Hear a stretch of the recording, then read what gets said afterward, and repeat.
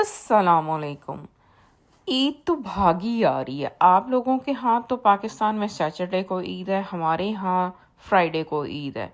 और ईद से पहले जो है बहुत सारे काम होते हैं जिसमें ग्रॉसरीज, कुकिंग, क्लीनिंग, बे इंतहा काम। अब समझ नहीं आती बंदा क्या क्या करे और क्या क्या ना करे। तो मुझे भी लेना थी ईद के लिए ग्रॉसरी, क्योंकि मेरे घर पे थे माशाल्लाह से दावत ईद की। छोटी ईद जो है देवर के घर पे थी और बड़ी ईद जो है वो हमारे यहाँ थी। तो इसलिए मुझे तो ये लेना थी ग्रॉसरी पहले और फिर करना थी कुकिंग। और भी बहुत सारे ऐसे काम हैं जो कि पेंडिंग हैं, जिसमें क्लीनिंग भी आ जाती है, सेटिंग बर्तनों की और हर चीज़ की। यहाँ पे तो ये होता है कि हमें ग्रॉसरीज भी खुद लेके आनी है। पाकिस्तान में जैसे आपको मर्द ला देते हैं और बहुत सारी चीज़ें आप लिस्ट बना के दे देते हैं, आपको मिल जाती है। कुछ लोगों को मुलाजम मिल जाते हैं, वो ला देते हैं। या और नहीं तो कुछ घर में मेड्स होती हैं जिनको आप कह कह के काम करवा देते हो। मैं अक्सर अपनी अम्मी से कहा करती थी कि मुझे वो छोटा चाहिए जो पाकिस्तान में होता है ना, छोटे प्लेट फड़ा दे, छोटे ऐ कर दे। तो मुझे भी वो छोटा चाहिए, लेकिन हमारे यहाँ वो छोटा तो नहीं होता। हाँ, बड़ा होता है जो मूड मूड पे काम करता है। अपनी मर्जी होती है तो वो काम करता है, अपनी मर्जी होती है तो नहीं करता। लेकिन चलें, कुछ भी हो, कुछ ना कुछ तो हेल्प मिल ही जाती है। तो मुझे जब लेना था मटन, और मटन के लिए मैं आई थी इकबाल फूड पे, तो मैंने एक और नई चीज़ देखी। ये मेल्टेड बटर था, रॉ बटर। यानी एक तो हम देसी घी होता है और एक मटर बटर होता है। ये एक उसके दरमियान वाली कंडीशन थी। मुझे लगता है इसके अंदर लस्सी थी। इकबाल फूड से मलाई बहुत मज़े की पाकिस्तानी स्टाइल की मिलती है। और ये मिट्टी का कुकर, मुझे समझ नहीं आती मिट्टी के कुकर की क्या रीज़न है, क्यों बनाया गया है। क्या कितनी देर चलता होगा, ये टूट जाता होगा कहीं, क्या है, कौन लोग यूज़ करते हैं। अगर किसी ने यूज़ किया तो मुझे ज़रूर बताइएगा कि इसका कैसा रिज़ल्ट होता है। ये बर्तन मैंने किसी से लास्ट टाइम पूछा था, मुझे बताया था कि ये अरेबिक डिशेस हैं जो अरेबिक लोग यूज़ करते हैं। इकबाल फूड में समटाइम आपको बड़ी डिफरेंट डिफरेंट चीज़ों की वैरायटी मिलती है, लेकिन आज तो कुछ नहीं था।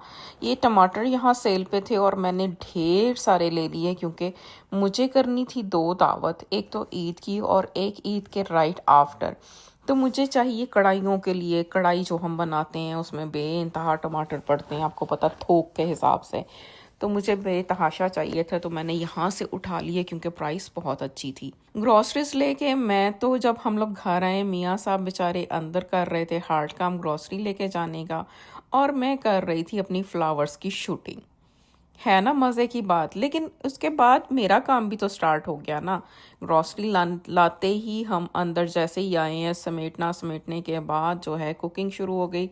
मैंने बनाने शुरू किए थे कोफ्ते। कोफ्तों के लिए मैंने इस दफ़ा शान का पैकेट ही मसाले में डाल दिया था, ताकि मुझे थोड़ी सी आसानी हो जाए। इसके साथ साथ डेली कुकिंग। अब डेली कुकिंग में समझ नहीं आ रहा था क्या बनाऊँ, तो कुछ वेजिटेबल्स लेके आई थी, तो सोचा चलें चाइनीज़ राइस बना देती हूँ बच्चों को। जब हम लोगों के यहाँ दावत होती है, दावत की कुकिंग तो जो हो रही होती है, उसके साथ साथ जो डेली कुकिंग करनी पड़ रही होती है ना, वो बहुत ही मुश्किल लगती है। आपको बार बार चूल्हों से पतीले इधर उधर करने पड़ते हैं, उतारो, बनाओ, करो, ये करो, वो करो। तो इस दफ़ा मैंने सोचा था चलें कोफ्ते बनाती हूँ। कोफ्ते बना के फ्राई करके रखूँगी, ताकि मेरी ईद पे भी एक डिश बन सके, और जो ईद के बाद मेरी दावत है उस पे भी मैं एक बना सकूँ। इसके साथ साथ मैंने ये दही भल्ले जो हैं वो फ्राई करके जो फ्रीज़र में डाले, ताकि मैं इनको ईद वाले दिन निकाल के बना सकूं। और मेरा कीमा भी रेडी हो गया, मेरे चाइनीज़ राइस भी in the mean time ready हो गए। हम मल्टीपर्पस जो है ना चैनल चलता है हमारा, चैनल जो होता है हर तरफ चल रहा होता है। कभी तो मुझे याद है कि मैं इससे भी ज़्यादा काम कर लेती थी। अब थोड़ा सा थकना शुरू हो जाते हैं, कुछ आपको थोड़ी प्रॉब्लम हेल्थ के साथ भी आ जाती है। तो मैं इतने काम जो है कर नहीं पा रही होती, लेकिन जितने मैं इससे पहले किया करती थी, मैं एक दिन में अल्हम्दुलिल्लाह एक बड़ी सी दावत जो है अरेंज कर दिया करती थी। पहले होता है जब आपका नया नया कोई कपल होता है, शादी होके आती हैं बच्चियां, तो उनकी फैमिली छोटी होती है, दो लाइक वो लोग होते हैं या छोटे छोटे बच्चे होते हैं, कुकिंग कम होती है। लेकिन माशाल्लाह से जैसे जैसे फैमिलीज बड़ी होती जाती हैं आपका फ्रेंड सर्कल बड़ा होता जाता है, उस तरह से जो है आपकी खानों की या जो क्वांटिटी होती है वो ज़्यादा होती जाती है। तो इसलिए जब थोड़े लोग हों आप ज़्यादा डिशेस बनाओ आपको वो वर्थ कर जाती हैं, लेकिन जब ज़्यादा लोग हों तो फिर आपको लेस डिशेस बना के ज़्यादा क्वांटिटी रखना ज़्यादा आसान होता है।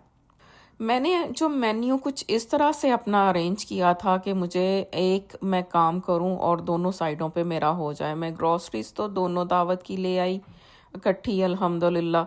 इसके अलावा जो थोड़ी बहुत जो ड्रिंक्स वगैरह हैं वो गोरों के स्टोर से उठा लिए जाएंगे क्योंकि देसियों के तो काफ़ी महंगे हो जाते हैं।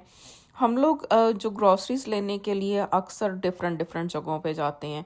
अब तो आदत सी पड़ गई है, मैं जब ग्रॉसरी लेने निकलती हूँ तो मैं कम से कम 2 से 3 स्टोर्स पे ज़रूर जाती हूँ, क्योंकि कुछ चीज़ें हमें कास्को से चाहिए होती हैं, कुछ हमें वॉलमार्ट से या नो फ्रिल पे चाहिए होती हैं, कुछ हमें देसी चाहिए होती है हलाल आइटम्स के लिए। तो इस तरह से हमारा लाइक एक अजीब सा सिलसिला होता है रेस वाला। अब ये थे टमाटरों की वो जो देख मैं वहाँ से उठा के लेके आई हूँ, मुझे अब याद नहीं रहा, मैं देखती रसीद पे ये कितने के आए थे, लेकिन ये माशाल्लाह से 2 बास्केट मेरी भरी हुई थी और उसके अलावा भी थोड़े से थे। मैंने इनका क्या किया था, मैंने इनके 4-4 पीस किए और कपल ऑफ सिप पानी डाल के पतीले में इन सारों को मैंने ऊपर तक भर दिया। इतने मज़े मज़े के, ये देखें कितने जूसी से। अगर पाकिस्तान में हों तो पाकिस्तान के लोग तो टमाटो केचप बना लें, हम यहाँ पे केचप वाला काम नहीं करते।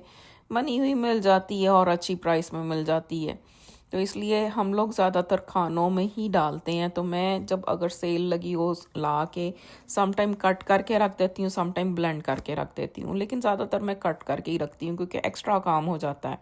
आज मैंने इसको इसलिए जो है पैन में डाल के पकाना शुरू किया था क्योंकि इस तरह से जो टमाटर पानी छोड़ते हैं इनको सुखाते सुखाते बंदा भी सूख जाता है।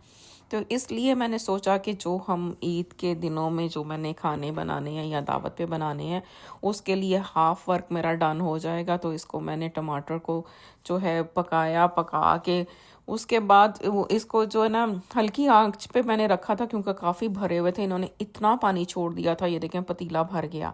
और फिर मैंने यूं चिमटा लेके मछलियां इसमें से पकड़ी जो कि इनके छिलके होते हैं जो किसी तरह से गलते नहीं हैं। आप हैंड ब्लेंडर भी करके देखें ना यूज़, तो ये जो छिलके होते हैं ये उसके अंदर फंस जाते हैं, ये किसी भी तरह से ब्लेंड नहीं होते। बहुत ही हार्ड किस्म की ये कोई छिलके होते हैं, इनको उतार देना ही बेस्ट होता है। तो बस जब ये पकना शुरू हो गया और ये इनके छिलके सेपरेट हो गए तो मैंने यूं मछलियां पकड़नी शुरू की। क्या मछलियां पकड़ी हैं, और आप देखें कमाल की मैंने मछलियां पकड़ी हैं। मुझे लगता है फ़िशिंग के लिए तो मैं एक्सपर्ट हो गई। इसी तरह से मैं पाए भी जब बनाती हूँ ना, खाना रखती हूँ, तो जैसे जैसे लोग शोरबा निकालते जाते हैं तो मैं वो हड्डियाँ जो हैं इसी चिमटे के साथ पकड़ पकड़ के जो प्लेट में निकालना शुरू कर देती हूँ और फिर हंसती जाती हूँ कि लें जी मैं मछलियाँ निकाल रही हूँ। और ये हम कुछ काम करते हैं ना, प्लेट मुझे अवेलेबल नहीं नज़र आई सामने और फिर सोचा कि क्या गंदी करनी, मैंने ये छिलके इसी में निकाले और बाद में चिमटे से उठा के गार्बेज कर दिए और ढक्कन तो ऑलरेडी गंदा था तो यूज़ कर लिया। इस तरह से करके ये मेरा तो काम हुआ है शुरू। आगे आगे ईद की सारी तैयारी मैं आप लोगों के साथ शेयर करती जाऊंगी और आप देखें कि हम किस तरह की स्ट्रगल्स करते हैं।